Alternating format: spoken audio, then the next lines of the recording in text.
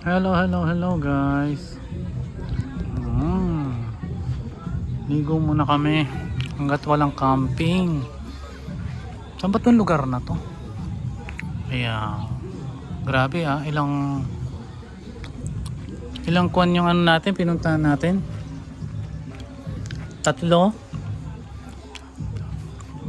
No? Grabe ang bahay ng langgam. Ngayon, ang ano rito is 600. Ayan, 600 kada ano? Ano to? Table? Hindi. Depende. Yung cottage, 1.5. Yung cottage 1.5. Ayun. Cottage 1.5. Nasaan yung dayat? Nasaan yung Ayan, ang problema pala is nagpapaupa sila rito ng cottage. Ang aming dalang matanda ay kinagat ng langgam na marami. Ako rin. Ayan Ang dami Sayang yung bayad mo rito kung dito ka pupunta. Yun yung comment. Grabe. Ayan, namakayan langgam dito. walang cottage dito? Sayang yung fee mo. 600. Kaya huwag ka lang pupunta rito.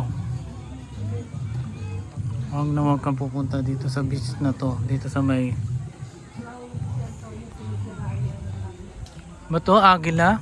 Ako tapat ng Agila. Ano bang beach to? Ha? Vista. Huwag kang pupunta dahil ang daming ayan tingnan mo. Grabe.